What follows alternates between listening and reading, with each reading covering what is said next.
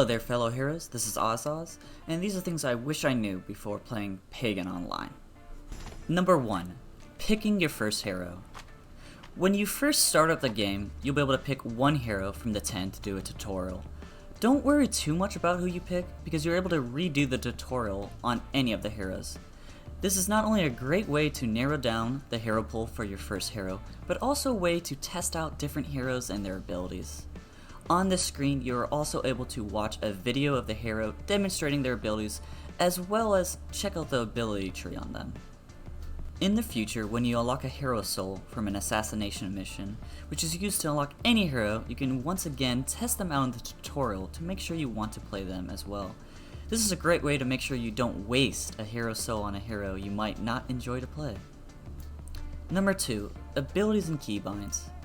When you earn your hero ability tree, you're able to rearrange which skill goes into which slot, as well as set up different key bindings for each slot in the option menu. This is a great way to be more comfortable while playing your hero and pressing the abilities. Number 3. Filling up your health potions.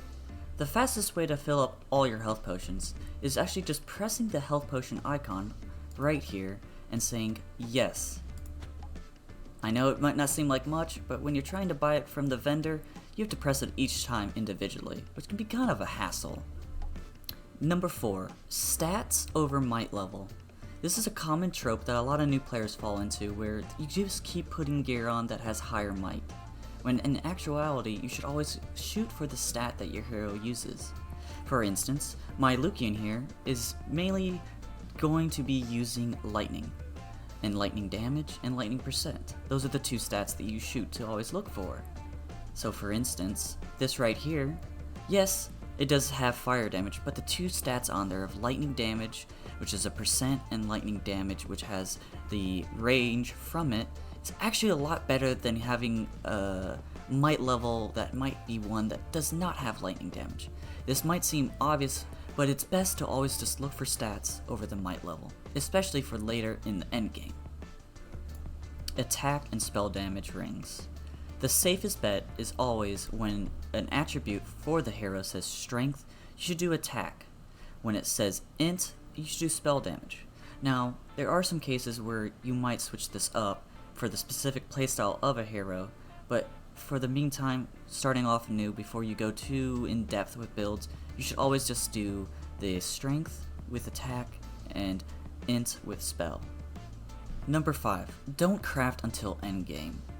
Using your materials early on to craft a better weapon that you currently have while doing the campaign is not that great of an option, because you'll be able to pick up and find better weapons or better armor that can replace that early on.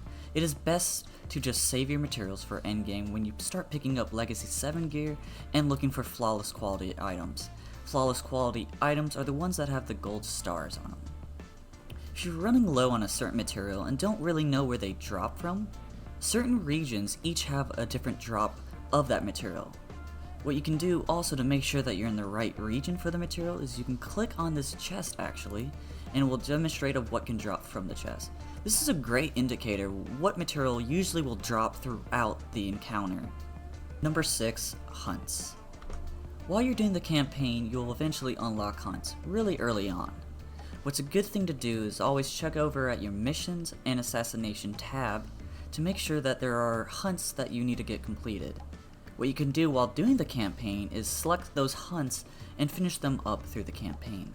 This is a good way to not have to backtrack to get these hunts completed. Let's say you're looking for a specific monster for the hunt, and you come to the battle gate and you need to figure out what location is. You can always select this world button down here to widen out the map. And let's say maybe the monsters are in the crypt, but you're not too sure. What you can do is also press on a mission and click the enemy tab right here, and you can search. This one only has one monster and it's usage, but let's say you then press on this one and you press the enemies. You have a variety of images that you can also highlight over to make sure that this is the right monster, and you can always press the arrow keys to find it. Some hunts will have an icon of what monster you're trying to kill, others will just have a description. Number 7. Rerolling mastery missions. Later on in the game, you will have to do certain missions on mastery difficulty.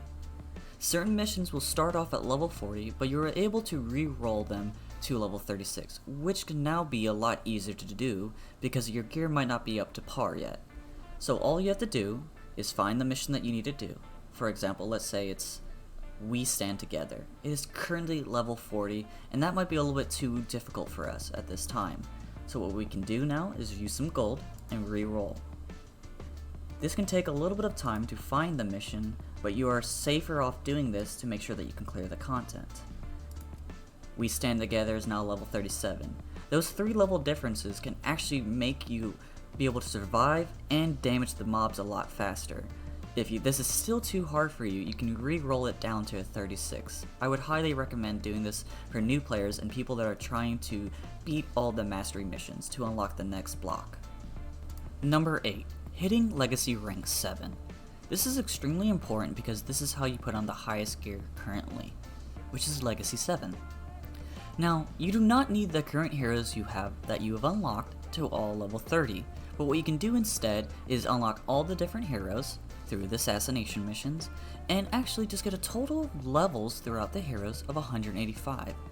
This is a lot easier than you think due to the fact that once you start leveling it takes longer to get to 30, and the first couple levels from 1 to 20 is a lot safer and takes less time.